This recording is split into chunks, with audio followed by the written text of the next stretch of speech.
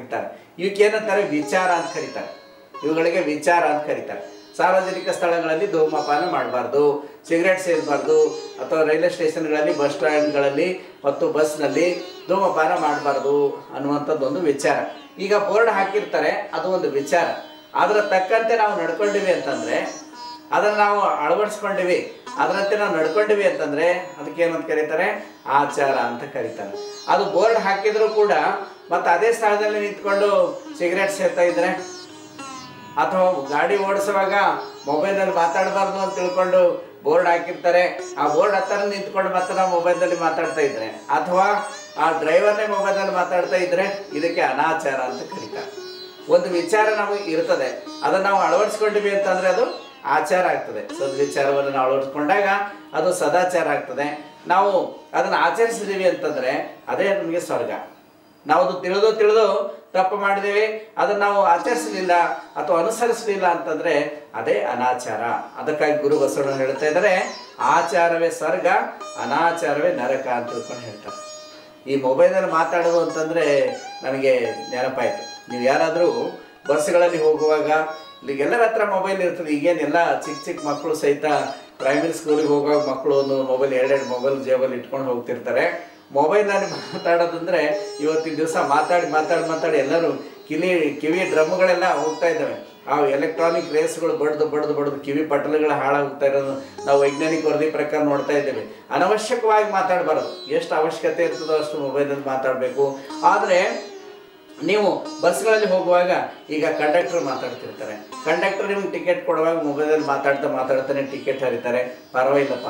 Conductor ticket ಕೊಡುವಾಗ ಮಾತಾಡಿದರೆ ನಡೀತದೆ, ಯಾಕಂದರೆ ಅವರು ಒಬ್ಬೊಬ್ಬರಿಗೆ ಟಿಕೆಟ್ ಕೊಡ್ತಾರೆ. ಆದರೆ ಗಾಡಿ ಡ್ರೈವ್ ಮಾಡುವಾಗ ಒಂದು ವೇಳೆ ಡ್ರೈವರ್ ಮೊಬೈಲ್ನಲ್ಲಿ ಮಾತಾಡಿಬಿಟ್ರೆ ನೀವು ಅದನ್ನು ಖಂಡಿಸಬೇಕು. ಯಾಕೆ ಅಂತಂದರೆ ಕಂಡಕ್ಟರ್ ಒಬ್ಬೊಬ್ಬರಿಗೆ ಟಿಕೆಟ್ ಕೊಡ್ತಿರ್ತಾರೆ. ಒಂದು ವೇಳೆ ಡ್ರೈವರು ಗಾಡಿ ಡ್ರೈವ್ ಮಾಡುವಾಗ ಒಂದು ವೇಳೆ ಮೊಬೈಲಲ್ಲಿ ಮಾತಾಡಿದ್ರೆ ಎಲ್ಲರಿಗೂ ಒಟ್ಟಿಗೆ ಟಿಕೆಟ್ ಕೊಟ್ಬಿಡ್ತಾನೆ. ಅದಕ್ಕಾಗಿ ನಾವು ಅದನ್ನು ಖಂಡಿಸಬೇಕು, ವಿರೋಧಿಸಬೇಕು. ಯಾರೇ ಡ್ರೈವ್ ಮಾಡುವಾಗ, ಕಾರ್ ಡ್ರೈವ್ ಮಾಡುವಾಗ ಅಥವಾ ಬಸ್ ಡ್ರೈವ್ ಮಾಡುವಾಗ ಮೊಬೈಲಲ್ಲಿ ಮಾತಾಡ್ತಾ ಇದ್ದರೆ ನಾವು ಅದನ್ನು ಖಂಡಿಸಬೇಕು.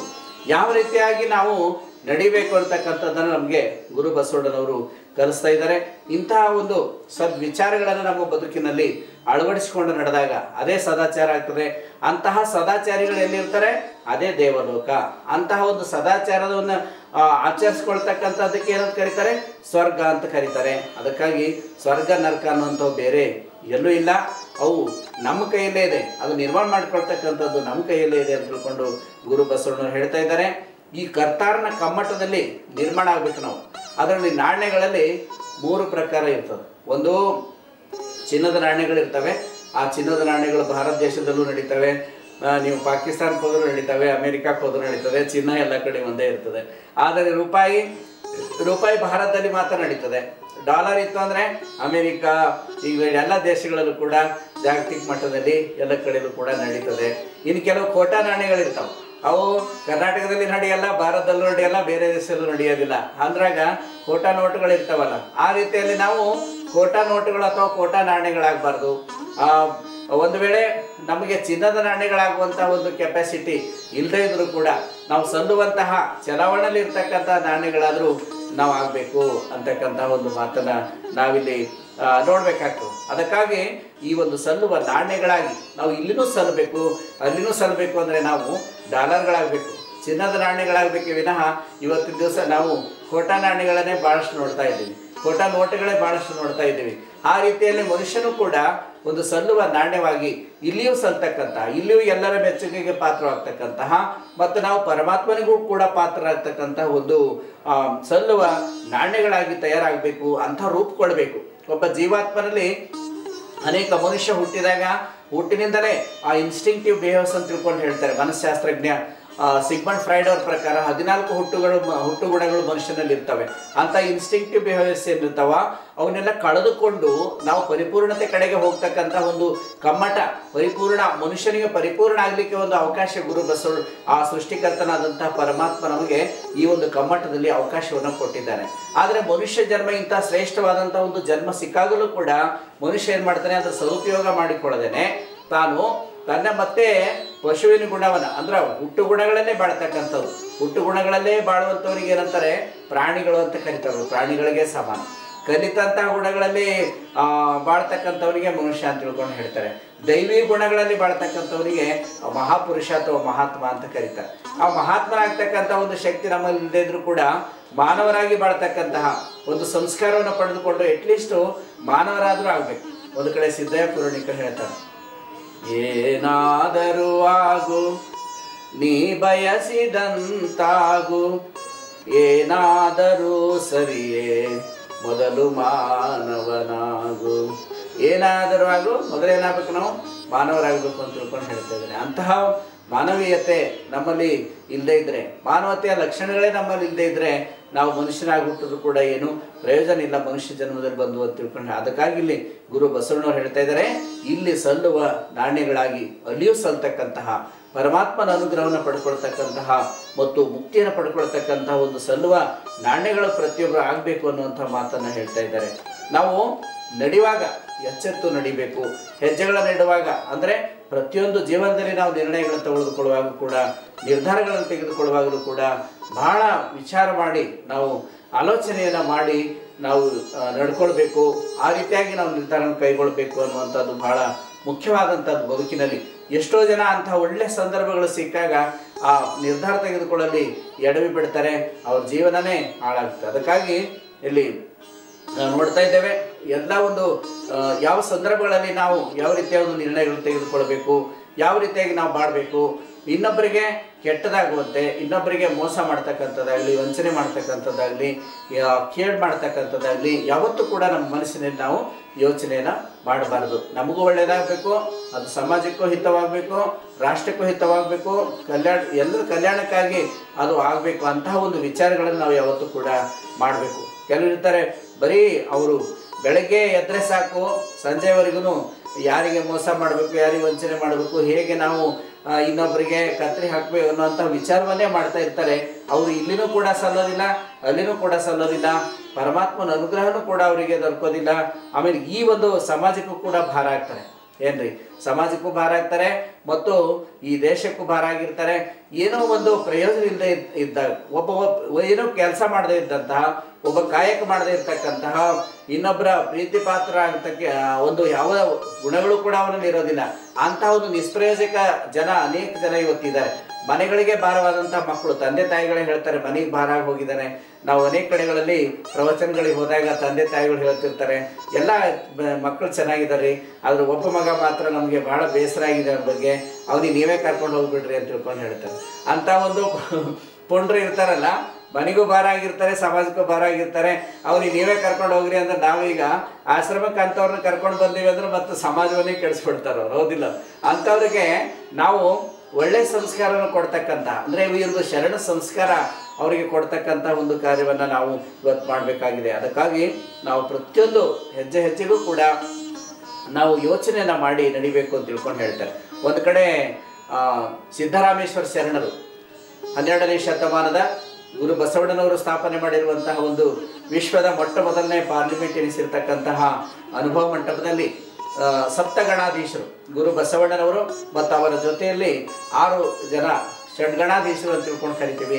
ಆ ಒಂದು ಗಣಾಧೀಶರಲ್ಲಿ ಮುಖ್ಯವಾದಂಥವರು ಸಿದ್ದರಾಮೇಶ್ವರರು, 3ನೆಯ ಶೂನ್ಯ ಪೀಠಾಧ್ಯಕ್ಷರಾದಂತಹ ಸಿದ್ದರಾಮೇಶ್ವರ, ಸೊಲ್ಲಾಪುರದ ಸಿದ್ದರಾಮೇಶ್ವರರು ಅವರು ತಮ್ಮ ಒಂದು ವಚನದಲ್ಲಿ ಹೇಳ್ತಾರೆ, ನಾವು ಯಾವ ರೀತಿಯಾಗಿ ನಾವು ಪರಮ ಪಾವನ ಯಾರು ಪರಮಾತ್ಮನ ಒಂದು ಕೃಪೆಗೆ ಪಾತ್ರ ಆಗ್ತಾರೆ ಅನ್ನುವಂಥ ಒಂದು ಮಾತನ್ನು ತಮ್ಮ ವಚನದಲ್ಲಿ ಹೇಳ್ತಾರೆ. ಒಬ್ಬರ ಮನವ ನೋಯಿಸಿ ಒಬ್ಬರ ಮನವ ನೋಯಿಸಿ ಒಬ್ಬರ ಮನೆಯ ಘಾತವ ಮಾಡಿ ಒಬ್ಬರ ಮನೆಯ ಘಾತವ ಮಾಡಿ ಗಂಗೆಯೋಳ್ ಮುಳುಗಿದರೆ ನಾಗುವುದಯ್ಯ ಗಂಗೆಯೋಳ್ ಮುಳುಗಿದರೆ ನಾಗುವುದಯ್ಯ ಚಂದ್ರನು ಗಂಗೆಯ ತಡೆಯಲ್ಲಿದ್ದರು ಚಂದ್ರನು ಗಂಗೆಯ ತಡೆಯಲ್ಲಿದ್ದರು ಕಳಂಕ ಬಿಡದಾಯಿತು ಇದು ಕಾರಣ ಒಬ್ಬರ ಮನವ ನೋಯಿಸಿದವನೇ ಒಬ್ಬರ ಮನೆಯ ಘಾತವ ಮಾಡದವನೇ ಪರಮ ಪಾವನ ನೋಡ ಕಪಿಲ ಸಿದ್ಧ ಮಲ್ಲಿಕಾರ್ಜುನ. ಒಬ್ಬರ ಮನವನ್ನು ನೋಯಿಸಿ ಒಬ್ಬರ ಮನೆಯ ಘಾತವ ಮಾಡಿ ಗಂಗೆಯೋಳು ಮುಳುಗಿದರೆ ಏನಾಗುವುದಯ್ಯ ಅಂತ ತಿಳ್ಕೊಂಡು ಹೇಳ್ತಾರೆ. ಬೆಳಗ್ಗೆಯಿಂದ ಸಂಜೆವರೆಗೆ ನಾವು ಸಾಯಂಕಾಲದವರೆಗೆ ಒಬ್ಬರ ಮನವನ್ನು ನೋಯಿಸ್ತಕ್ಕಂಥ ಕಾರ್ಯವನ್ನು ಮಾಡ್ತಾ ಇರ್ತಾರೆ, ಇನ್ನೊಬ್ಬರ ಮನೆಗೆ ಘಾತ ಮಾಡ್ತಕ್ಕಂಥ ಕಾರ್ಯವನ್ನು ಮಾಡ್ತಾ ಇರ್ತಾರೆ. ಮತ್ತು ನಾವು ಅಮಾವಾಸ್ಯೆ ಇವತ್ತಿನ ದಿವಸ ನದಿ ಸ್ನಾನ ಮಾಡಿ ಬರ್ತೀವಿ, ಅಲ್ಲಿ ಹೋಗಿ ನಾವು ಗಂಗೆ ಸ್ನಾನ ಮಾಡಿ ಬರ್ತೀವಿ, ಗಂಗೆಯೊಳಗೆ ಮುಳುಗಿ ಬರ್ತೀವಿ.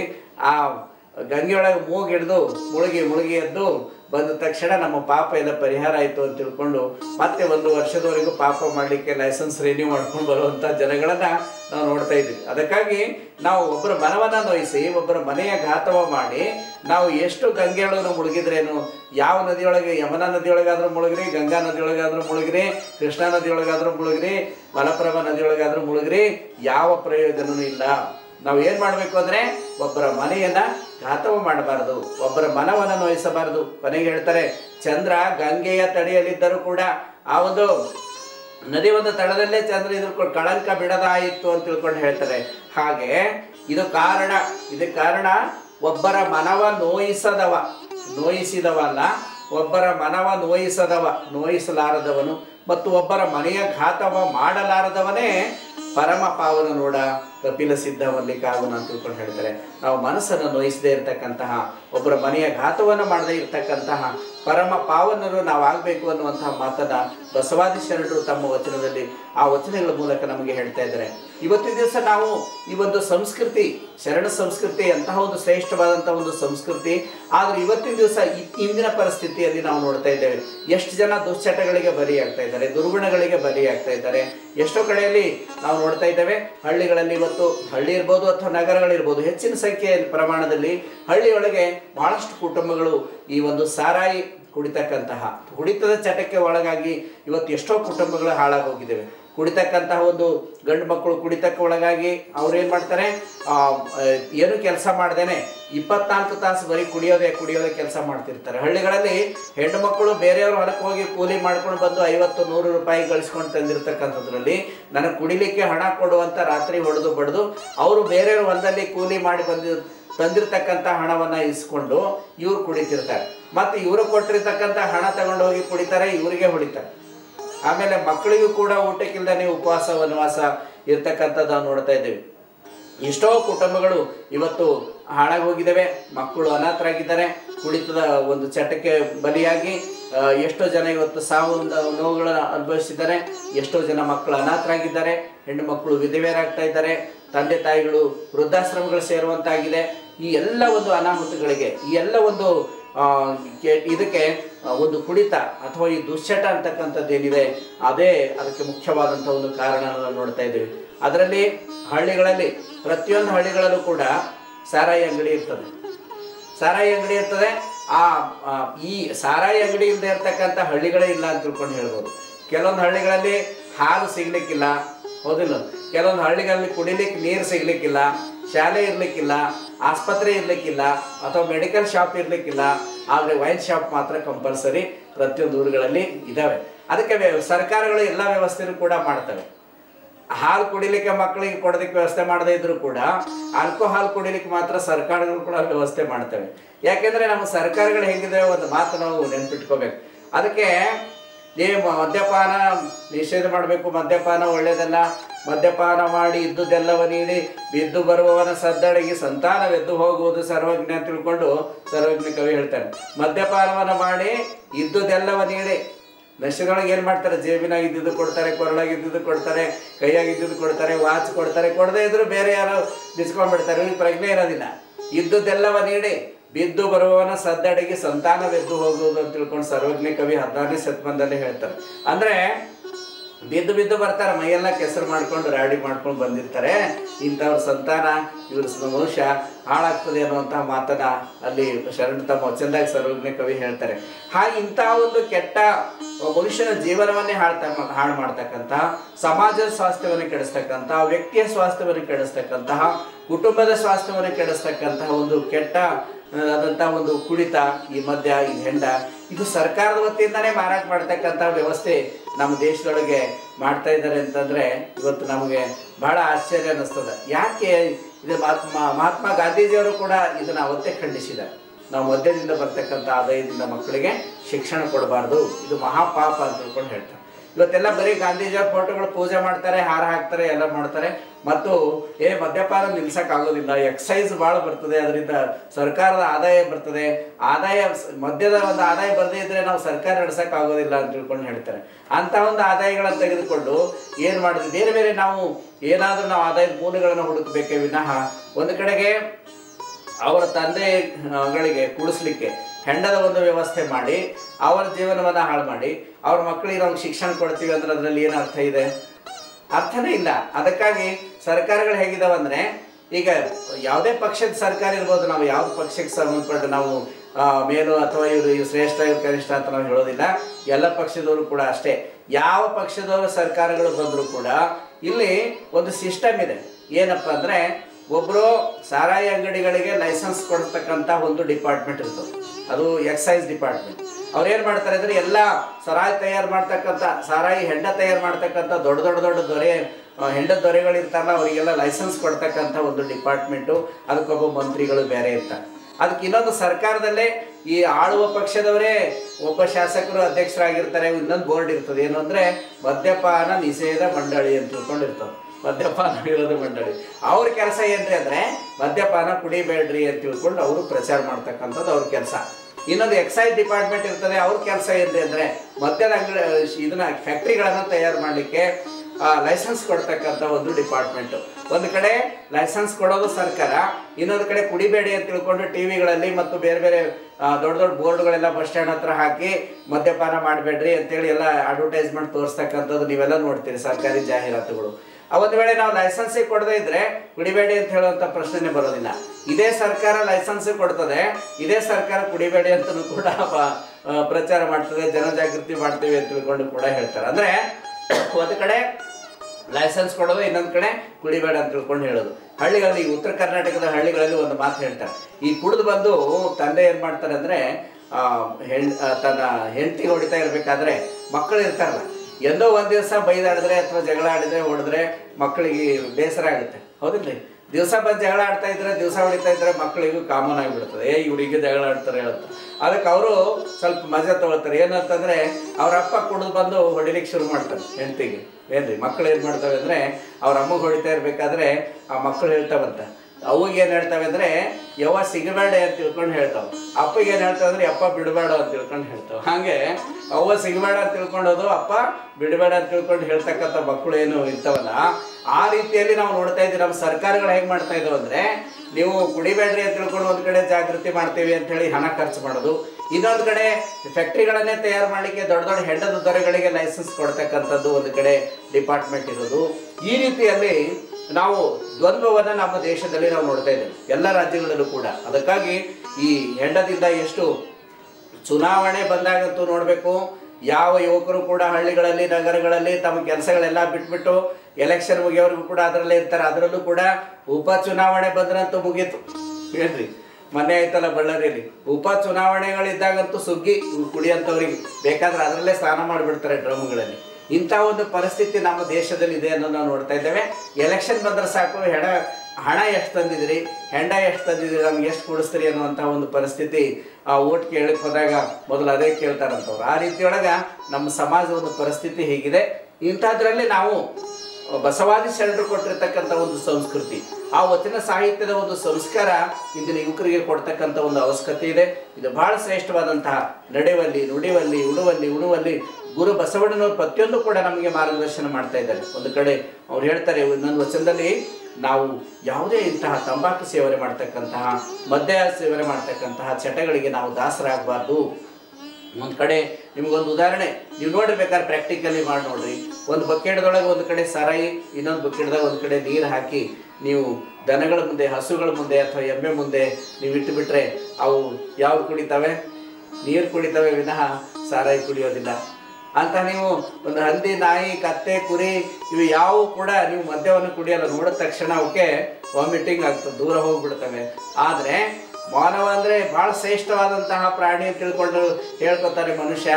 ಆದರೆ ಆ ಪ್ರಾಣಿಗಳು ಕೂಡ ಮುಟ್ಟದೇ ಇರ್ತಕ್ಕಂತಹ, ಪ್ರಾಣಿಗಳು ಕುಡಿದೇ ಇರ್ತಕ್ಕಂತಹ ಒಂದು ಮದ್ಯವನ್ನು, ಹೆಂಡವನ್ನು ಮನುಷ್ಯ ಕುಡಿತಾನೆ ಅಂತಂದಾಗ ಈ ಪ್ರಾಣಿಗಳಿಗಿಂತ ಮನುಷ್ಯ ಹೆಂಗೆ ಶ್ರೇಷ್ಠ ಆಗ್ತಾನೆ ಅಂತ ಅನ್ನೋದನ್ನ ನೀವೇ ಯೋಚನೆ ಮಾಡಬೇಕು, ಕುಡಿತಕ್ಕಂಥವ್ರು.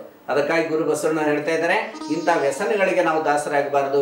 ಲಿಂಗ ವ್ಯಸನಿ ಜಂಗಮ ಪ್ರೇಮಿ ಎಂದೆನಿಸಯ್ಯ ಅಂತ ತಿಳ್ಕೊಂಡು ಹೇಳ್ತಾರೆ. ನಾವು ಲಿಂಗ ವ್ಯಸನಿಗಳಾಗಬೇಕು. ನಾನು ಯಾವಾಗ ಲಿಂಗ ಪೂಜೆ ಮಾಡ್ತೀನೋ, ಯಾವಾಗ ನಾನು ದೇವರ ಪೂಜೆ ಮಾಡ್ತೀನೋ, ಯಾವಾಗ ನಾನು ಪ್ರಾರ್ಥನೆ ಮಾಡ್ತೀನೋ, ಯಾವಾಗ ನಾನು ಸಮಾಜ ಸೇವೆ ಮಾಡ್ತೀನೋ, ಜಂಗಮ ದರ್ಶನ ಮಾಡ್ತೀನೋ ಅನ್ನುವಂತಹ ಒಂದು ಉತ್ಕಟತೆ ನಮ್ಮಲ್ಲಿ ಬರಬೇಕೇ ವಿನಃ ನಾವು ಚಟಗಳಿಗೆ, ಇಂತಹ ಒಂದು ಮಾದಕ ದ್ರವ್ಯಗಳಿಗೆ, ಮಾದಕ ವಸ್ತುಗಳಿಗೆ ದಾಸರಾಗಬಾರದು ಮನುಷ್ಯನಾದಂಥವ್ರು ಅಂತ ತಿಳ್ಕೊಂಡು ಹೇಳ್ತಾರೆ. ಈ ರೀತಿಯಲ್ಲಿ ಗುರು ಬಸವಣ್ಣರು ನಮಗೆ ನಡೆಯನ್ನ ಕಲಿಸಿದ್ರು, ಯಾವ ರೀತಿ ನಡೆಯಬೇಕು ಅಂತ. ಅದಕ್ಕಾಗಿ ನಡೆಯ ಕಲಿಸಿದ ಬಸವ. ಇನ್ನು ಎರಡನೇದಾಗಿ ನುಡಿಯ ಕಲಿಸಿದ ಬಸವ. ಹಾಗಾದ್ರೆ ಗುರು ಬಸವಣ್ಣವ್ರು ಬರೋಕ್ಕಿಂತ ಮುಂಚೆ ನಮಗೇನು ಮಾತಾಡ್ಲಿಕ್ಕೆ ಬರ್ತಾ ಇರಲಿಲ್ಲೇನ್ರಿ ಅಂತ ಕೇಳ್ಬೋದು. ಆದರೆ ಹೆಂಗೆಂಗಾರ ಮಾತಾಡೋದಲ್ಲ, ಯಾವ ರೀತಿಯಲ್ಲಿ ಮಾತಾಡಬೇಕು ಅನ್ನೋದನ್ನು ನಮಗೆ ಗುರು ಬಸವಣ್ಣನವರು ಕಲಿಸ್ತಾ ಇದ್ದಾರೆ. ಒಂದು ವಚನ ಹೇಳ್ತಾರೆ, ಬಹಳ ಸುಂದರವಾದಂಥ ವಚನ. ನುಡಿದರೆ ಮುತ್ತಿನ ಹಾರದಂತಿರಬೇಕು, ನುಡಿದರೆ ಮಾಣಿಕ್ಯದ ದೀಪ್ತಿ ಅಂತಿರಬೇಕು, ನುಡಿದರೆ ಸ್ಫಟಿಕದ ಸಲಾಖೆ ಅಂತಿರಬೇಕು, ನುಡಿಯೊಳಗಾಗಿ ನಡೆಯದಿದ್ದರೆ ಅಂದರೆ ನುಡಿದರೆ ಲಿಂಗ ಮೆಚ್ಚಿ ಅಹುದೆನಬೇಕು. ಇದೊಂದು ಮಾತು ಹೇಳ್ತಾರೆ, ನುಡಿದರೆ ಲಿಂಗ ಮೆಚ್ಚಿ ಅಹುದೆನಬೇಕು, ನುಡಿಯೊಳಗಾಗಿ ನಡೆಯದಿದ್ದರೆ ಎಂತೊಲಿವನಯ್ಯ ಲಿಂಗದೇವ. ದೇವರು ಮೆಚ್ಚಬೇಕು ಅಂದರೆ ನಾವು ನುಡಿಯೊಳಗಾಗಿ ನಡಿಬೇಕು ಅಂತ ತಿಳ್ಕೊಂಡು ಹೇಳ್ತಾರೆ. ಈಗ ಮುತ್ತಿನ ಹಾರದಂತಿರ್ಬೇಕ್ರಿ ಅಂತಂದ್ರೆ ಕೆಲವ್ರು ಮಾತಾಡಿದಾಗ ಅನೇಕ ಸರಿ, ಈಗ ಅನೇಕ ಜನ ಮಾತಾಡ್ತಿರ್ತಾರೆ. ಮಾತಾಡುವಾಗ ಏನ್ರಿ ಅವ್ರು ಮಾತಾಡಿದ್ರೆ ಅವ್ರು ಮಾತಾಡಿದೆ ಮುತ್ತಿನಂಗೆ ಮಾತಾಡ್ತಾರೆ, ಮುತ್ತಿನಂಗೆ ಮಾತುಗಳು ದೊರ್ತಾ ಇದ್ವು ಅಂತ ತಿಳ್ಕೊಂಡು ಹೇಳ್ತಾರೆ. ಬರೀ ಒಂದೊಂದು ಮಾತುಗಳು ಮುತ್ತಾಗಬಾರ್ದು. ಆ ಮಾತಿನ ಒಂದು ಮಾಲೆ ಹೆಂಗಿರ್ಬೇಕು ಅಂತಂದ್ರೆ ಅದು ಮುತ್ತಿನ ಮಾಲೆ ಇದ್ದಂಗೆ ಇರಬೇಕು ಅಂತ. ಅದೊಂದು ದಾರದೊಳಗೆ ಪೋಣಿಸಿದಾಗ ನೋಡ್ರಿ ಹಾರ ಎಷ್ಟು ಸುಂದರವಾಗಿ ಸ್ಫುಟವಾಗಿ ಕಾಣ್ತಾ ಇರ್ತದೆ. ಹಾಗೆ ಒಂದೊಂದೇನು ಮುತ್ತಿನಂಗೆ ಮಾತುಗಳಾಡೋದು ಅಂತ ಅಲ್ಲ, ಮುತ್ತಿನ ಹಾರದಂತಿರಬೇಕು ಅಂದರೆ ನಾವು ಮಾತಾಡುವಾಗ ವಿಷಯಾಂತರ ಆಗಬಾರ್ದು. ಒಂದು ಮಾತಾಡ್ತಾ ಮತ್ತೊಂದು ಮಾತಾಡೋದು, ಒಂದೊಂದು ಮಾತಾಡ್ತಾ ಮತ್ತೊಂದು ಮಾತಾಡೋದು, ಎದುರಿನವ್ರಿಗೆ ಏನೂ ಅರ್ಥ ಆಗಲ್ಲ. ಏನು ಮಾತಾಡ್ತಾ ಇದ್ರಿ, ಏನು ಹೇಳ್ಬೇಕಂತ ಮಾಡಿರಿ, ಸ್ಪಷ್ಟವಾಗಿ ಹೇಳ್ರಿ ಅಂತ ತಿಳ್ಕೊಂಡು ಹೇಳ್ತಾರೆ. ಅಂದರೆ ಕೆಲವ್ರು ಮಾತಾಡಿದಾಗ ಅವ್ರು ಏನು ಹೇಳ್ಬೇಕಂತ ಬಯಸ್ತಾ ಇದ್ದಾರೆ ಅದೇ ಅರ್ಥ ಆಗೋದಿಲ್ಲ. ಹೌದಲ್ರಿ? ಎಷ್ಟೋ ಜನ ಈ ಕೆಲವರು ಹೈಕೋರ್ಟ್ ಅಥವಾ ಕೋರ್ಟ್ಗಳಲ್ಲಿ, ಡಿಸ್ಟ್ರಿಕ್ಟ್ ಕೋರ್ಟ್ಗಳಲ್ಲಿ, ನ್ಯಾಯಾಲಯಗಳಲ್ಲಿ ಏನು ಆರ್ಗ್ಯುಮೆಂಟ್ ಮಾಡ್ತಾರಲ್ಲ ಅಡ್ವೊಕೇಟ್ಸ್, ಮಾಡುವಾಗ ಕೆಲವರು ಅಡ್ವೊಕೇಟ್ಸ್ ಏನು ಮಾಡ್ತಾರೆ, ಅವರು ಸುಳ್ಳೇ ಇದ್ರೂ ಕೂಡ, ಆ ಸುಳ್ಳಿನ ಸರಮಾಲೆ ಇದ್ರೂ ಕೂಡ ಅವರು ಸ್ಪಷ್ಟವಾಗಿ ಹೇಳಿ ಚೆನ್ನಾಗಿ ಆರ್ಗ್ಯುಮೆಂಟ್ ಮಾಡಿ ಅವರೇ ಗೆದ್ದು ಬಿಡ್ತಾರೆ. ಈ ಕೆಲವರು ಸತ್ಯವನ್ನೇ ಹೇಳ್ತಾ ಇದ್ರು ಕೂಡ ಸ್ಪಷ್ಟವಾಗಿ ಅವ್ರಿಗೆ ಮಾತಾಡಲಿಕ್ಕೆ ಬರಲಿಲ್ಲ ಅಂತಂದರೆ ಅದನ್ನು ಯಾರೂ ಕೂಡ ನಂಬಲ್ಲ. ಏನು ಇವ್ರಿಗೆ ಸ್ಪಷ್ಟವಾಗಿ ಹೇಳಿಕ್ಕೆ ಬರ್ತಾ ಇಲ್ಲಪ್ಪ, ಇದೇನಂತ ಸುಳ್ಳು ಇರ್ಬೋದು ಅಂತ ತಿಳ್ಕೊಂಡು ಅದನ್ನು ರಿಜೆಕ್ಟ್ ಮಾಡ್ತಾರೆ. ಯಾರು ಸರ್ ಹೇಗೆ ಮಾತಾಡ್ತಾರೆ ಅವರಿಗೆ ಅಲ್ಲಿ ಇದು ಸಿಗ್ತದೆ, ಜಯ ಸಿಗ್ತಾ ಇರೋದು ನೋಡ್ತಾ ಇದ್ದೇವೆ. ಅದಕ್ಕಾಗಿ ನಾವು ಹೇಳಬೇಕಾಗಿರ್ತಕ್ಕಂಥ ವಿಷಯವನ್ನು ಸ್ಪಷ್ಟವಾಗಿ ಸ್ಫುಟವಾಗಿ ಮುತ್ತಿನ ಹಾರದಂತಿರಬೇಕು ಅಂದರೆ ನಾವು ಇನ್ನೊಬ್ಬರಿಗೆ ಕನ್ವಿನ್ಸ್ ಮಾಡ್ತಕ್ಕಂಥ ಭಾಳ ಸ್ಫುಟವಾಗಿ ಸುಂದರವಾದಂತಹ ಒಂದು ಮಾತು ನಾವು ಆಡಬೇಕು. ಮಾತಿನಲ್ಲಿ ನಾವು ಯಾವತ್ತೂ ಕೂಡ ಒಂದು ಮಾತಿನ ಹಿಂದೆ ಒಂದು ದುರುದ್ದೇಶ, ಯಾವುದೋ ಕೆಲವು ಕಟಕೆ ಆಡೋದು ಅಥವಾ ಇನ್ನು ಅಪಹಾಸ್ಯ ಮಾಡಿ ಮಾತಾಡ್ತಕ್ಕಂಥದ್ದು, ಮಾತಾಡೋದ್ರಲ್ಲಿ ಭಾಳಷ್ಟು ಇದಾವ್ರಿ. ಮಾತು ಬಲ್ಲವ ಮಾಣಿಕ್ಯ ತಂದ, ಮಾತು ಬಾರದವ ಜಗಳ ತಂದ ಅಂತ ತಿಳ್ಕೊಂಡು ಹೇಳ್ತಾರೆ. ಮಾತಾಡೋದ್ರಲ್ಲಿ ಜಗಳ ಬರ್ತವೆ. ಮಾತು ಸರಿಯಾಗಿ ಆಡೋರು ಇದ್ರು ಅಂತಂದರೆ ಏನು ಅವ್ರಿಗೆ ಮಾಣಿಕ್ಯ ತಂದ ಅಂತ ತಿಳ್ಕೊಂಡು ಎಲ್ಲ ಕಡೆಯಲ್ಲೂ ಕೂಡ ಯಶಸ್ವಿ ಆಗ್ತಾರೆ ನಾವು ನೋಡ್ತಾ ಇದ್ದೀವಿ. ನಮ್ಮ ಮಾತು ನೇರವಾಗಿರಬೇಕು, ಸ್ಫುಟವಾಗಿರಬೇಕು ಅಂತ ತಿಳ್ಕೊಂಡು ಹೇಳ್ತಾರೆ. ಮಾಣಿಕ್ಯದ ದೀಪ್ತಿ ಅಂತಿರಬೇಕು ಅಂದರೆ ಆ ಮಾತಿನಿಂದ ಬೆಳಕು, ಇನ್ನೊಬ್ಬರ ಮನಸ್ಸಿನ ಕತ್ತಲೆಯನ್ನು ಕಳೀತಕ್ಕಂಥದ್ದಾಗಿರಬೇಕು. ಈಗ ನೀವು ಇಲ್ಲಿ ಆ ಮಾಣಿಕ್ಯವನ್ನು ನೀವೆಲ್ಲೇ ನೀವು ಬಟ್ಟೆಯೊಳಗೆ ಬಚ್ಚಿಟ್ಟು ಬೇರೆ ಎಲ್ಲೋ ಕೂಡ ಬಚ್ಚಿಟ್ಟರು ಕೂಡ ಅದು ಬೆಳಕು ಕಾಣಿಸ್ತಾ ಇರ್ತದೆ. ಆ ರೀತಿಯಲ್ಲಿ ನಮ್ಮ ಮಾತಿನಲ್ಲಿ ಬೆಳಕು ಬರಬೇಕಂದ್ರೆ ಏನ್ರಿ ಅಂದರೆ ಅಲ್ಮ ಪ್ರೌಢರು ಒಂದು ವಚನ, ಮಾತೆಂಬುದು ಜ್ಯೋತಿರ್ಲಿಂಗ ಅಂತ ತಿಳ್ಕೊಂಡು ಹೇಳ್ತಾರೆ. ನಾವು ಮಾತಾಡಿದ್ರೆ ಏನು, ಬರೀ ಮಾತಾಡಿದ್ರೆ ಏನು ಪ್ರಯೋಜನ? ನಾವು ಮಾತಾಡ್ತಾ ಇರೋದ್ರಿಂದ ಇನ್ನೊಬ್ಬರ ಮನಸ್ಸಿನ ಕತ್ತಲೆಯನ್ನು ಕಳೀತಕ್ಕಂಥ ಒಂದು ಜ್ಯೋತಿರ್ಲಿಂಗ ಆಗಬೇಕು. ಶರಣರ ಮಾತು ಹಾಗಿರ್ತವೆ ಅಂತ ತಿಳ್ಕೊಂಡು ಹೇಳ್ತಾ ಇದ್ದಾರೆ. ಅದಕ್ಕಾಗಿ ಮಾತು ನುಡಿದರೆ ಹೆಂಗಿರಬೇಕು ಅಂದ್ರೆ ಮಾಣಿಕ್ಯದ ಬೆಳಕಿನಂತಿರಬೇಕು, ದೀಪ್ತಿ ಅಂತಿರಬೇಕು ಅಂತ ಹೇಳ್ತಾರೆ. ಆಮೇಲೆ ಸ್ಫಟಿಕದ ಸಲಾಕೆ, ಸ್ಫಟಿಕ ಹೆಂಗಿರ್ತದೆ, ನೇರವಾಗಿರ್ತದೆ ಸ್ಫಟಿಕದ ಸಲಾಕೆ. ಆ ರೀತಿ ನೇರವಾದಂತಹ ಮಾತುಗಳಿರಬೇಕು. ನೇರವಾದ ಮಾತುಗಳು ಅಂತಂದ್ರೆ ಕೆಲವರು ಕಡ್ಡಿ ಮುರಿದು ಕೈಯಾಗ ಕೊಡೋದು ಅಂತ ಹೇಳ್ತಾರಲ್ಲ, ಹಂಗೆ ಮುರಿದ ಬಿಡ್ತಾರ. ಬಂದ್ರೆ ಬನ್ನಿ, ಬಿಟ್ರಿ ಬಿಡಿ, ಮಾಡಿದ್ರೆ ಮಾಡಿ, ಬಿಟ್ರಿ ಬಿಡ್ರಿ, ಹೋದ್ರೆ ಹೋಗ್ರಿ, ಬಿಟ್ರಿ ಬಿಡ್ರಿ ಅಂತ. ಇದು ನೇರವಾದ ಮಾತಲ್ಲ. ನಾವು ಯಾವಾಗಲೂ ಕೂಡ ಯಾವುದೇ ಒಂದು ವಿಷಯವನ್ನು ಹೇಳಬೇಕಂತಿರ್ತೀವಿ ಮುಚ್ಚುಮರೆ ಇಲ್ಲದೆ ನಾವು ನಮ್ಮ ಹೃದಯಾಂತರಾಳದಿಂದ ಬಂದಿರತಕ್ಕಂಥ ಮಾತುಗಳನ್ನು ನೇರವಾಗಿ ಹೇಳಬೇಕು, ಸತ್ಯವಾದನ್ನೇ ನಾವು ನುಡಿಬೇಕು, ಯಾವತ್ತೂ ಕೂಡ ಸುಳ್ಳುಗಳನ್ನು ನುಡಿಬಾರ್ದು. ಕೆಲವರು ಬಹಳಷ್ಟು ಸುಳ್ಳುಗಳನ್ನು ನುಡಿತಾ ಇರ್ತಾರೆ. ಏನ್ರಿ ಸುಳ್ಳುಗಳನ್ನು ಎಷ್ಟು ಹೇಳ್ತಾರಂದ್ರೆ, ನಾವು ಯಾವತ್ತ ಒಂದು ಏನಾದ್ರೂ ಸುಳ್ಳು ಒಂದು ಮಾತು ಸುಳ್ಳಾಡಿದರೆ ಈಗ ಆ ಸುಳ್ಳು ಇದು ನಾ ಮಾತಾಡಿ ಸುಳ್ಳು ಅಂತ ಇವ್ರಿಗೆ ಗೊತ್ತಾಯ್ತಲ್ಲ ಅಂತಂದಾಗ ಆ ಸುಳ್ಳು ಹೇಳೋರು ಏನು ಮಾಡ್ತಾರೆ ಅಂದರೆ ಆ ಸುಳ್ಳನ್ನು ಮುಚ್ಚಿಕೊಳ್ಳೋ ಸಲುವಾಗಿ ಮತ್ತೊಂದು ಸುಳ್ಳು ಹೇಳ್ತಾರೆ, ಮತ್ತು ಆ ಸುಳ್ಳನ್ನು ಮುಚ್ಚಿಕೊಳ್ಳೋ ಸಲುವಾಗಿ ಮತ್ತೊಂದು ಸುಳ್ಳು ಹೇಳ್ತಾರೆ. ಈಗ ಸುಳ್ಳಿನ ಸರಮಾಲೆಯೊಳಗೆ ಸಿಕ್ಕಿಬಿಡ್ತಾರೆ. ಈಗ ಸತ್ಯವನ್ನೇ ಹೇಳುವಾಗ ನೋಡ್ರಿ, ಈಗ ನಿಮಗೇನೋ ಒಂದು ವಿಷಯ ನಾವು ಹೇಳಿದ್ವಿ, ಹೌದಪ್ಪ ನಾನು ಯಾವುದೋ ಒಂದು ವಿಷಯ ತಿಳಿಸಿದಾಗ ನಾನು ಹೀಗೆ ಅಂತ ತಿಳ್ಕೊಂಡು ಒಂದು ಏನು ಸತ್ಯವನ್ನು ಹೇಳ್ಬಿಡ್ತೀವಿ ಅಂತ ತಿಳ್ಕೊಳ್ಳಿ. ಈಗ ಕೆಲವರು ಹೇಳ್ತಿರ್ತಾರೆ, ಈಗ ನನಗೆ ನನಗೆ ವಯಸ್ಸಿಗೆ 20 ವರ್ಷ ರೀ ಅಂತ ತಿಳ್ಕೊಂಡು ಹೇಳ್ತಾರೆ. ಅಂದ್ರೆ ಕಡಿಮೆ ವಯಸ್ಸು ಅಂತ ಹೇಳ್ತಕ್ಕಂಥದ್ದು ಕೆಲವರಿಗೆ ಭಾಳ ಫ್ಯಾಷನ್, ಭಾಳ ವಯಸ್ಸಾಗಿದೆ ಅಂದರೆ ಇದಾಗುತ್ತೆ ಅವ್ರಿಗೆ, ಅದಕ್ಕೆ ಕಡಿಮೆ 20 ಅಂತ ಹೇಳಿರ್ತಾರೆ. ಇನ್ನೊಬ್ಬರು ಯಾರಿಗ 22 ಅಂತ ಹೇಳಿರ್ತಾರೆ. ಆ್ಯಕ್ಚುಲಿ ಅವ್ರ ವಯಸ್ಸು 40 ಆಗಿರ್ತದೆ. ಅವಾಗ ಅವರು ಯಾರ ಮುಂದೆ ನಾನು ಎಷ್ಟು ಹೇಳಿದ್ದೀನಿ ಅಂತೇಳಿ ಗೊತ್ತಿರೋದಿಲ್ಲ. ಅವ್ರು ಮತ್ತೊಂದು ಸಲ ಭೇಟಿಯಾದಾಗ ನಾನು 25 ಅಂತಾರೆ, ಮನೆ ಭೇಟಿಯಾದಾಗ 27 ಅಂತಂದರೆ ಸುಳ್ಳು ಹೇಳೋರು ಯಾವ ರೀತಿಯಾಗಿ ಸಿಕ್ಕಿ ಬೀಳ್ತಾರೆ ಅಂತ ನಾವು ನೋಡ್ತಾ ಇದ್ದೀವಿ. ಇದೊಂದು ಉದಾಹರಣೆ ಹೇಳಿದಷ್ಟೇ. ಇಂಥ ಅನೇಕ ಸುಳ್ಳುಗಳನ್ನು ಹೇಳಿದಾಗ ಯಾವ ಸುಳ್ಳು ಹೇಳ್ತಕ್ಕಂಥವ್ರು ಭಾಳ ಬೇಗ ಸಿಕ್ಕಾಕೊಳ್ತಾರೆ. ಯಾಕೆ ಅಂತಂದರೆ ನಾನು ಯಾರ ಮುಂದೆ ಯಾವ ಸುಳ್ಳು ಹೇಳಿದ್ದೀನಿ ಅನ್ನೋದು ನೆನಪಿರೋದಿಲ್ಲ. ಸತ್ಯ ಹೇಳಿದಾಗ ಎಲ್ಲರ ಮುಂದೆ ಒಂದೇ ಹೇಳೋದಿರ್ತದೆ. ಅದಕ್ಕಾಗಿ ಯಾವತ್ತೂ ಕೂಡ ನಾವು ಇನ್ನೊಬ್ಬರ ಮುಂದೆ ಅಪ್ಪನಾಗ್ತಕ್ಕಂಥದ್ದು ಅಥವಾ ಇವ್ರು ಸುಳ್ಳು ಹೇಳಿದಾರಪ್ಪ ಸಿಕ್ಕಾಕೊಳ್ಳುವಂಥ ಪ್ರಶ್ನೆ ಬರೋದಿಲ್ಲ. ಅದಕ್ಕೆ ನಾವು ಖುಷಿಯನ್ನು ನುಡಿಬಾರ್ದು. ಗುರು ಬಸವಣ್ಣವರು ಒಂದು ಚೆನ್ನಾಗಿ ಹೇಳ್ತಾರೆ ನೋಡ್ರಿ, ಯಾವ ರೀತಿಯಾಗಿ ಅಂತಂದರೆ, ಈ ಹೊಸ್ತಿನೊಳಗೆ ಹುಲ್ಲು ಹುಟ್ಟಿ ಮನೆಯೊಳಗೆ ರಜ ತುಂಬಿ ಮನೆಯೊಳಗೆ ಮನೆಯೊಡೆಯ ಇದ್ದಾನೋ ಇಲ್ಲವೋ ಅಂತ ತಿಳ್ಕೊಂಡು ಹೇಳ್ತಾರೆ. ಒಂದು ಊರೊಳಗೆ ನೋಡ್ತಾ ಹೋಗ್ತಾರೆ, ಎಲ್ಲ ಆ ದೃಶ್ಯವನ್ನು ನೋಡಿ ಗುರು ಬಸವಣ್ಣವರು ಪ್ರತ್ಯಕ್ಷ ನೋಡಿನೇ ಆ ಒಂದು ಅನುಭವಗಳನ್ನೇ ವಚನಗಳ ಮೂಲಕ ಹಿಡಿದಿಟ್ಟಿದ್ದಾರೆ ನಾವು ನೋಡ್ತಾ ಇದ್ದೀವಿ. ಒಂದು ದೊಡ್ಡ ಮನೆ ಇದೆ, ಅದು ಹಾಳು ಬಿದ್ದಿದೆ, ಬಾಗಿಲು ಮುಚ್ಚಿದೆ. ಅಲ್ಲಿ ಏನಾಗ್ತದೆ ಅಂತಂದರೆ ಮನೆ ನೋಡಿದ ತಕ್ಷಣವೇ ಗೊತ್ತಾಗ್ತದೆ. ಈ ಮನೆಯಲ್ಲಿ ಯಾರಾದರೂ ಯಜಮಾನರಿದ್ರು ಒಡೆಯರಿದ್ರು ಅಂತಂದರೆ ಏನು ಮಾಡ್ತಾರೆ, ಅದಕ್ಕೆಲ್ಲ ಕಸ ಗುಡಿಸಿ ರಂಗೋಲಿ ಹಾಕಿ ಚಳಿ ಹೊಡೆದು ಒಂದು ಸ್ವಲ್ಪ ಅದನ್ನು ನೋಡಿದ ತಕ್ಷಣ ಮನೆಯೊಳಗಿದ್ದಾರಪ್ಪ ಯಾರೋ ಮನೆ ಯಜಮಾನರು ಅಂತ ಗೊತ್ತಾಗ್ತದೆ. ಅವಾಗ ಅಲ್ಲಿ ಏನಾಗ್ತದೆ, ಹೊಸ್ತಿನೊಳಗೆ ಹುಲ್ಲು ಹುಟ್ಟಿ ಬಾಗಿಲು ಮುಚ್ಚಿದ್ದಿದೆ, ಆ ಹೊಸ್ತಿನೊಳಗೆಲ್ಲ ಹುಲ್ಲು ಬೆಳೆದಿದೆ. ಆಮೇಲೆ ಮುಂದೆ ಹೋಗಿ ನೋಡ್ತಾರೆ, ಮನೆಯೊಳಗೆ ರಜಾ ತುಂಬಿ ಮನೆಯೊಳಗೆಲ್ಲ ರಜಾ ಕಸ ತುಂಬಿಕೊಂಡಿದೆ. ಆಮೇಲೆ ಅವ ನೋಡಿದಾಗ ಗೊತ್ತಾಗ್ತದೆ, ಓಹೋ ಇಲ್ಲಿ ವಸ್ತುರೊಳಗೆ ಹುಲ್ಲು ಹುಟ್ಟಿದೆ, ಮನೆಯೊಳಗೆ ರಜಾ ತುಂಬಿದೆ, ಅದಕ್ಕಾಗಿ ಮನೆಯೊಳಗೆ ಮನೆಯೊಡೆಯಲಿಲ್ಲ ಅಂತ. ಹಾಗೆ ಇದನ್ನು ಹೋಲಿಸ್ತಾ ಈ ನಮ್ಮ ಮನುಷ್ಯನಿಗೆ ಗುರು ಬಸವಣ್ಣವ್ರು ಹೋಲಿಸ್ತಾ ಇದ್ದಾರೆ ಶಾರೀರಿಕ. ಇದು ಒಂದು ಮನೆ, ಇದು ಈ ಮನೆಯೊಳಗೆ ಹೊಸ್ತರೊಳಗೆ ಹುಲ್ಲು ಹುಟ್ಟೋದು ಅಂತಂದರೆ ಈ ಮನೆಯ ಬಾಗಿಲು ಯಾವುದು ಅಂದರೆ ಬಾಯಿ. ಈ ಮನೆಯ ಬಾಗಿಲು ಯಾವುದು ಅಂದರೆ ಬಾಯಿ. ಇಲ್ಲಿ ಹುಲ್ಲು ಹುಟ್ಟೋದಂದ್ರೆ ಏನೋ ಸುಳ್ಳು ಮಾತಾಡ್ತಕ್ಕಂಥದ್ದು. ಇಲ್ಲಿ ಸುಳ್ಳು ಮಾತಾಡಿದೀವಿ ಅಂತಂದ್ರೆ ಅದು ಹುಲ್ಲು ಬೆಳೆದಂಗೆ. ಆಮೇಲೆ ಮನೆಯೊಳಗೆ ರಜಾ ತುಂಬಿ ಅಂತ ಯಾರು ಸುಳ್ಳುಗಳನ್ನು ಮಾತಾಡ್ತಿರ್ತಾರೆ ಆ ಒಂದು ಪಾಪ ಅವ್ರ ಒಳಗೆ ಶೇಖರಣೆ ಆಗ್ತಾ ಹೋಗ್ತದಂತ ಕೊಳೆ ಅಂತ ಕಸ. ಅದಕ್ಕೆ ಹೊಸ್ತಿರೊಳಗೆ ಹುಲ್ಲು ಮನೆಯೊಳಗೆ ರಜಾ ತುಂಬಿದಾಗ ಮನೆಯೊಳಗೆ ಮನೆಯೊಡೆಯಲಿಲ್ಲ ಲಿಂಗದೇವ ಅಂತ ಹೇಳ್ತಾರೆ. ಅಂತ ಯಾರು ಸುಳ್ಳು ಹೇಳ್ತಾರೆ, ಯಾರು ಮೋಸ ಮಾಡ್ತಾರೆ, ಪಾಪ ಕರ್ಮಗಳನ್ನು ಮಾಡ್ತಾರೆ, ಆ ಒಂದು ಸುಳ್ಳು ಹೇಳೋದ್ರ ಮೂಲಕ ಏನು ಕರ್ಮ ಸಂಚಯ ಆಗ್ತದೋ ಅಂತ ಒಂದು ಕಸ ಮನೆಯೊಳಗೆ ತುಂಬಿದಾಗ ಈ ಮನೆಯೊಳಗೆ ಕೂಡ ಪರಮಾತ್ಮ ಇಲ್ಲ ಅಂತ ತಿಳ್ಕೋಬೇಕು. ಯಾವಾಗ ಸೃಷ್ಟಿಕರ್ತ ಪರಮಾತ್ಮ ದೇವರು ನಮ್ಮ ಅಂತರಂಗದಲ್ಲಿ ನಮ್ಮ ಹೃದಯದಲ್ಲಿಯೇ ಆತ್ಮರೂಪದಲ್ಲಿ ನಮ್ಮ ಒಳಗೆ ಇರ್ತಾನೆ. ಕೆಲವ್ರು ಹೇಳ್ತಾರೆ ದೀಕ್ಷೆ ತಗೊಳ್ರಿ, ಪೂಜೆ ಮಾಡ್ರಿ ಅಂತ ತಿಳ್ಕೊಂಡು ನಾವು ಹೇಳಿದ್ರೆ ದೇವ್ರ ಒಳಗೆ ಇದ್ದಾನ್ರಿ, ನಾವು ಹೊರಗೆ ಯಾಕೆ ಕಟ್ಕೋಬೇಕು, ನಾವು ಲಿಂಗ ಯಾಕೆ ಕಟ್ಕೋಬೇಕು, ವಿಭೂತಿ ಯಾಕೆ ಧರಿಸ್ಬೇಕು, ದೇವ್ರ ಒಳಗೆ ಇದ್ದಾನ್ರಿ ಅಂತ ತಿಳ್ಕೊಂಡು ಹೇಳ್ತಾರೆ. ಆದರೆ ನಿಮಗೆ ಒಂದು ವಿಚಾರ ಹೇಳ್ತೀನಿ.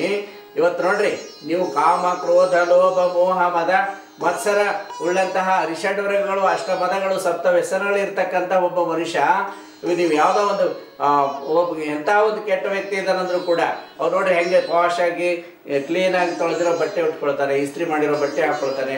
ಈ ಎಲ್ಲರೂ ನೀವು ಪಿಕ್ನಿಕ್ ಹೋಗ್ತೀರಿ ಅಥವಾ ಎಲ್ಲೋ ಒಂದು ಕಡೆ ಹೊರಗಡೆ ಹೋದಾಗ ನೀವು ಕೂತ್ಕೋಬೇಕಾದ್ರೆ ಆ ಕುರ್ಚಿ ಸ್ವಚ್ಛ ಇದೆ ಅಲ್ಲೋ ಅಂತ ನೋಡ್ತೀರಿ, ಅಲ್ಲಿ ಏನಾದರೂ ಧೂಳು ಬಿದ್ದಿದೆ ಅಂತ ನೋಡ್ತೀರಿ, ಒಂದು ವಸ್ತ್ರ ತಗೊಂಡು ಅದನ್ನು ಒರೆಸಿ ಕೂತ್ಕೊಳ್ತೀರಿ, ಜಾಡ್ಸಿ ಕೂತ್ಕೊಳ್ತೀರಿ, ಆ ಕುರ್ಚಿ ಮೇಲೆ ಕೂತ್ಕೋಬೇಕಾದ್ರೂ ವಿಚಾರ ಮಾಡ್ತೀರಿ.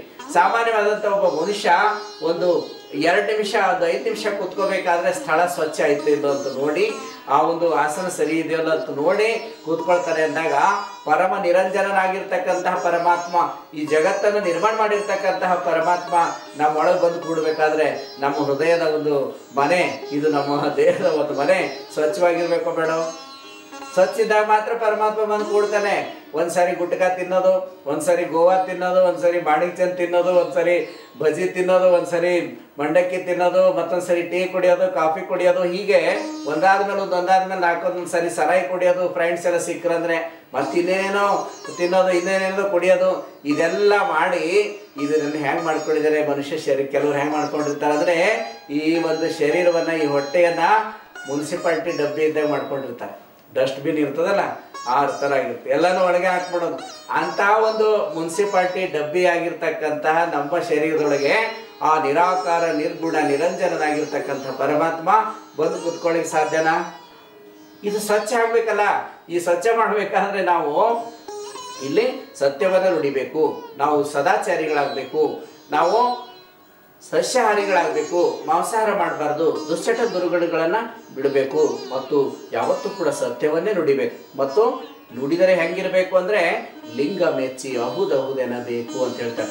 ಲಿಂಗಪ್ಪಗೇನು ಮಾತಾಡ್ಲಿಕ್ಕೆ ಬರ್ತದೆ ಅಂದರೆ ಅವ್ನು ಹೆಂಗೆ ಹೌದೌದು ಅಂತಾನೆ ಅಂತ ತಿಳ್ಕೊಂಡು ಆಗ್ಬೋದು. ಆದರೆ ಈ ಲಿಂಗಪ್ಪನಿಗೆ ಒಂದು ಈ ಸ್ಥೂಲವಾದಂಥ ಒಂದು ಶರೀರಕ್ಕೆ ಇಷ್ಟಲಿಂಗ ಇರ್ಬೋದು, ಆದರೆ ಎಲ್ಲರಲ್ಲೂ ಕೂಡ ಪ್ರಾಣಲಿಂಗ ಆತ್ಮಲಿಂಗ ಏನಿದೆ ಆ ಒಂದು ಅಂತರಾತ್ಮ ಮೆಚ್ಚುವಂತೆ ನಾವು ಬಾಳ್ಬೇಕು, ಅಂತರಾತ್ಮ ಮೆಚ್ಚುವಂತೆ ನಾವು ಬದುಕಬೇಕು. ನೋಡಿ, ನಾವು ಮಾತಾಡೋದನ್ನು ಅಂತರಾತ್ಮ ಮೆಚ್ಕೊಳ್ಬೇಕು ಅಂದಾಗ ಲಿಂಗ ಮೆಚ್ಚಿ ಹೌದು ಅನ್ನುವಂಗೆ ಆಗ್ತದೆ ಅಂತ ತಿಳ್ಕೊಂಡು ಹೇಳ್ತಾ ಇದ್ದಾರೆ.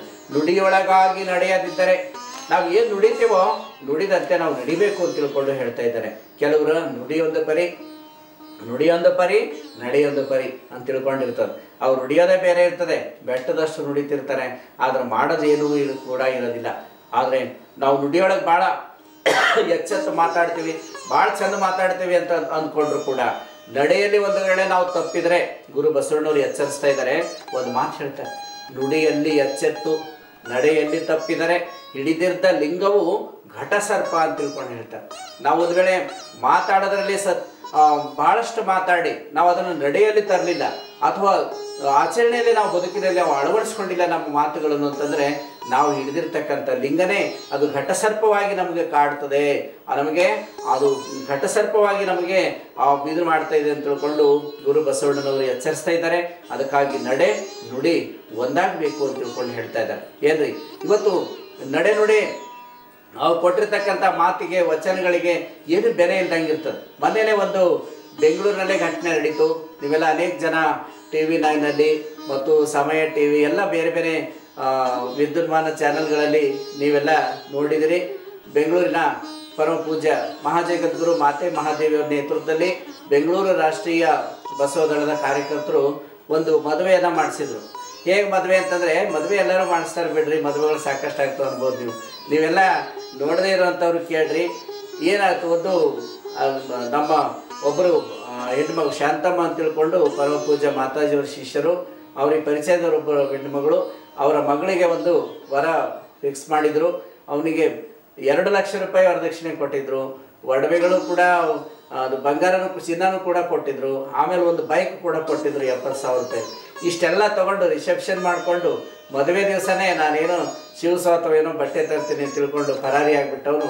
ಅವನು ಹಣ ಬಂಗಾರ ಆಮೇಲೆ ಬಟ್ಟೆ ಎಲ್ಲನೂ ತೊಗೊಂಡ್ಬಿಟ್ಟು ಹೋಗ್ಬಿಟ್ಟ, ಒಡವೆಗಳೆಲ್ಲ. ಮದುಮಗನೇ ಓಡೋಗ್ಬಿಟ್ಟ. ಆವಾಗ ಅವರು ಎಲ್ಲ ಸಾಲ ಸೂಲ ಮಾಡಿಕೊಂಡು ಮದುವೆ ವ್ಯವಸ್ಥೆ ಮಾಡಿದರು, ಕಲ್ಯಾಣ ಮಂಟಪ ಬುಕ್ ಮಾಡಿದರು ಬೆಂಗಳೂರಲ್ಲಿನೇ ಮಾಗಡಿ ರಸ್ತೆಯಲ್ಲಿ. ಇಷ್ಟೆಲ್ಲ ವ್ಯವಸ್ಥೆ ಮಾಡಿ ನಾವೆಲ್ಲ ಸಾಲ ಮಾಡ್ಕೊಂಡು ಇಂಥದ್ದೆಲ್ಲ ನಾವು ಮಗಳು ಮದುವೆ ಮಾಡಬೇಕು ಅಂತ ತಿಳ್ಕೊಂಡು, ಏಕೈಕ ಮಗಳು, ಆ ಮಗಳು ಮದುವೆ ಮಾಡಬೇಕು ಅಂತ ತಿಳ್ಕೊಂಡು ತಾಯಿ ಪಾಪ ಆ ಹುಡುಗಿ ತಂದೆನೂ ಇಲ್ಲ, ತಾಯಿನೇ ಅಷ್ಟೆಲ್ಲ ವ್ಯವಸ್ಥೆಯನ್ನು ಮಾಡಿಕೊಂಡು ಎಲ್ಲ ಮದುವೆ ಮಾಡ್ತಾ ಇರಬೇಕಾದ್ರೆ ನಾನು ಮದುವೆ ಆಗ್ತೀನಿ ಅಂತೇಳಿ ನಂಬಿಸಿ ಆ ವರದಕ್ಷಿಣೆ ಹಣ ಬೈಕು ಎಲ್ಲ ತೊಗೊಂಡು ಪರಾರಿ ಆದ ಹುಡುಗ ಇನ್ನೂ ಕೂಡ ಪತ್ತೆ ಆಗಿಲ್ಲ.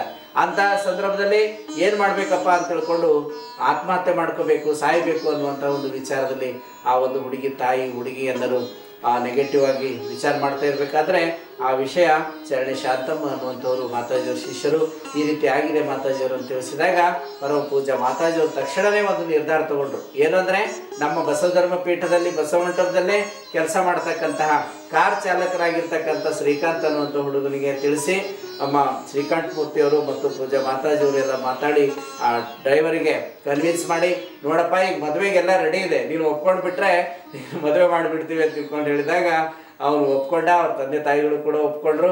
ಅದೇ ಕಲ್ಯಾಣ ಮಂಟಪದಲ್ಲಿ ಅದೇ ಸಮಯಕ್ಕೆ ಮತ್ತೆ ಸರಳವಾಗಿ ಬಸವ ಧರ್ಮದ ಪ್ರಕಾರ ಮದುವೆಯನ್ನ ಮಾಡಿಸಿದ್ರು. ನೀವೆಲ್ಲ ನೇರ ಪ್ರಸಾರ ಎಲ್ಲ ಟಿವಿಗಳಲ್ಲಿ ಬಂದಿತ್ತು. ಈ ರೀತಿಯಲ್ಲಿ ಅನೇಕ ಜನರು ಮೋಸ ಮಾಡ್ತಕ್ಕಂಥದ್ದನ್ನ, ವಂಚನೆ ಮಾಡ್ತಕ್ಕಂಥದ್ದನ್ನ, ನಾವು ಮದುವೆ ಮಾಡ್ಕೊಳ್ತೀನಿ ಅನ್ನುವಂಥ ಒಂದು ಇದರಿಂದಾಗಲಿ ವರದಕ್ಷಿಣೆ ಹೆಸರಿನಲ್ಲಿ ಇಂಥದ್ದೆಲ್ಲ ಮಾಡ್ತಾ ಇದ್ದಾರೆ, ನಾವು ನೋಡ್ತಾ ಇದ್ದೀವಿ ಈ ಒಂದು ಸಮಾಜದಲ್ಲಿ. ಆದರೆ ರಾಷ್ಟ್ರೀಯ ಬಸವದಳ ಒಂದು ಸಂಘಟನೆ, ಪರಮ ಪೂಜ್ಯ ಮಾತಾಜಿಯವರೇ ಹುಟ್ಟು ಹಾಕಿರ್ತಕ್ಕಂತಹ ಪೂಜ್ಯ ಲಿಂಗಾನಂದ ಮಹಾಸ್ವಾಮೀಜಿಯವರು ಮತ್ತು ಮಾತಾಜಿಯವರು ಕಟ್ಟಿರ್ತಕ್ಕಂಥ ಈ ರಾಷ್ಟ್ರೀಯ ಬಸವದಳ ಅನ್ನುವಂಥ ಸಂಘಟನೆ ಕರ್ನಾಟಕ ಮಾತ್ರ ಅಲ್ಲ, ಮಹಾರಾಷ್ಟ್ರ, ಆಂಧ್ರ ಪ್ರದೇಶ, ತಮಿಳುನಾಡು ಮತ್ತು ಗೋವಾ, ಈ ಒಂದು ದಕ್ಷಿಣ ಭಾರತದ ಎಲ್ಲ ರಾಜ್ಯಗಳಲ್ಲಿ ಕೂಡ ರಾಷ್ಟ್ರೀಯ ಬಸವದಳ ಈ ಸ್ವಯಂ ಸೇವಕ ಸಂಘ, ಈ ಒಂದು ಸಂಘಟನೆ ಇಂಥ ಅನೇಕ ವಿಧಾಯಕ ಕಾರ್ಯಗಳನ್ನು ಸಮಾಜದಲ್ಲಿ ಮಾಡ್ತಾ ಇದೆ ಅನ್ನೋದನ್ನು ನಾವು ನೋಡ್ತಾ ಇದ್ದೇವೆ. ಸಾವಿರಾರು ಜನ ಕಾರ್ಯಕರ್ತರು ಪರಮ ಪೂಜ್ಯ ಮಹಾಜಗದ್ಗುರು ಮಾತೆ ಮಹಾದೇವಿಯವರ ಮಾರ್ಗದರ್ಶನದಲ್ಲಿ ಸಮಾಜ ಸೇವೆಯನ್ನು ಮಾಡ್ತಾ ಇದ್ದಾರೆ. ಸಮಾಜ ಸಂಘಟನೆಗಾಗಿ ಮತ್ತು ಬಸವ ಧರ್ಮದ ಪ್ರಚಾರಕ್ಕಾಗಿ, ಶರಣ ಸಂಸ್ಕೃತಿಯನ್ನು ಬಿತ್ತರಿಸುವುದಕ್ಕಾಗಿ ತಮ್ಮ ಪೂರ್ಣಾವಧಿ ಕಾರ್ಯಕರ್ತರಾಗಿ ಜೀವನವನ್ನು ಸಮರ್ಪಿಸಿಕೊಂಡು ಈ ಕರ್ನಾಟಕದಲ್ಲಿ ಮತ್ತು ಹೊರ ರಾಜ್ಯಗಳಲ್ಲಿ ದುಡಿತಾ ಇದ್ದಾರೆ ಪರಮ ಪೂಜ್ಯ ಮಾತಾಜಿಯವರ ಮಾರ್ಗದರ್ಶನದಲ್ಲಿ ಅನ್ನೋದು ನಾವು ನೋಡ್ತಾ ಇದ್ದೇವೆ. ಅದಕ್ಕಾಗಿ ಶರಣ ಬಂಧುಗಳೇ, ನಮ್ಮಿದೇನಾದರೂ ಈ ಸಮಾಜಕ್ಕೆ ಉಪಯೋಗ ಆಗಬೇಕು, ನಮ್ಮಿದೇನಾದರೂ ಈ ರಾಷ್ಟ್ರಕ್ಕೆ ಉಪಯೋಗ ಆಗಬೇಕು, ನಮ್ಮಿಂದ ಇತರರಿಗೆ ಏನು ಕಿಂಚಿತ್ತಾದರೂ ಕೂಡ ತೊಂದರೆ ಆಗಬಾರ್ದು, ನಮ್ಮಿದೇನಾದರೂ ಒಳ್ಳೇದು ಆಗಬೇಕು, ಸೇವೆ ಸಲ್ಲಬೇಕು ಈ ಸಮಾಜಕ್ಕೆ, ರಾಷ್ಟ್ರಕ್ಕೆ ಅನ್ನುವಂಥ ಭಾವನೆ ಇರಬೇಕು. ನನಗೆ ಈ ದೇಶ ಏನು ಕೊಟ್ಟಿದೆ, ನನಗೆ ಈ ಸಮಾಜ ಏನು ಕೊಟ್ಟಿದೆ, ನನಗೆ ಈ ಸಂಸ್ಥೆ ಏನು ಕೊಟ್ಟಿದೆ ಅಂತ ನಾವು ಯೋಚನೆ ಮಾಡೋದ್ರ ಬಗ್ಗೆ ಅದನ್ನು ಮಾಡೋದ್ರ ಬದಲು ನಾನು ಈ ರಾಷ್ಟ್ರಕ್ಕೆ ನಾನು ಏನು ಅರ್ಪಿಸಿದ್ದೇನೆ, ನನ್ನಿಂದ ಏನು ಸೇವೆ ಸಲ್ಲಿದೆ, ನನ್ನಿಂದ ಈ ಸಂಸ್ಥೆಗೆ, ಈ ಸಮಾಜಕ್ಕೆ, ಈ ರಾಷ್ಟ್ರಕ್ಕೆ ಏನು ಸಲ್ಲಿದೆ, ನಾನೇನು ಸೇವೆ ಮಾಡಬೇಕಾಗಿದೆ ಅನ್ನೋದ್ರ ಬಗ್ಗೆ ನಾವು ಪಾಸಿಟಿವ್ ಆಗಿ ವಿಚಾರ ಮಾಡಬೇಕು. ಇಂಥ ಎಷ್ಟೋ ಜನ ಮದುವೆ ಆಗ್ತಕ್ಕಂತಹ ಒಂದು ಯುವತಿಯರು ಮತ್ತು ಮದುವೆ ಮಾಡಬೇಕಾದಂತಹ ತಾಯಿ ತಂದೆಗಳು ಅವರೆಲ್ಲರೂ ಕೂಡ ಇವತ್ತು ಮೋಸ ವಂಚನೆಗೊಳಗಾಗಿ ಎಷ್ಟು ಕಷ್ಟಗಳನ್ನು ಅನುಭವಿಸ್ತಾ ಇದ್ದಾರೆ. ಅದಕ್ಕಾಗಿ ಯುವಕರು ಅರ್ಥ ಮಾಡಿಕೊಳ್ಬೇಕು ಮತ್ತು ಇನ್ನಿತರ ಎಲ್ಲ ಸ್ವಯಂ ಸೇವಕ ಸಂಘಗಳು ಅಥವಾ ಎಲ್ಲ NGOಗಳು ಕೂಡ, ಒಂದು ಸರ್ಕಾರೇತರ ಸಂಘಟನೆಗಳು ಕೂಡ ಇಂತಹ ಒಂದು ವಿಧಾಯಕ ಕಾರ್ಯಗಳನ್ನು ಮಾಡ್ತಾ ಹೋದರೆ ನಾವು ಖಂಡಿತವಾಗಿಯೂ ಕೂಡ ಸಮಾಜಕ್ಕೆ ನಮ್ಮದು ಏನಾದರೂ ಕೂಡ ಒಂದು ಕಿಂಚಿತ್ ಸೇವೆ ಸಲ್ಲಿಕ್ಕೆ ಸಾಧ್ಯ ಇದೆ. ಅದಕ್ಕಾಗಿ ನಾವು ಬರೀ ಮಾತಾಡೋದಕ್ಕಿಂತಲೂ ಕೂಡ ಹೆಚ್ಚಿನ ಸೇವೆಗೆ ನಾವು ಒತ್ತು ಕೊಡಬೇಕು ಅನ್ನುವಂಥ ಮಾತನ್ನು ನಾವಿಲ್ಲಿ ನೋಡ್ತಾ ಇದ್ದೇವೆ.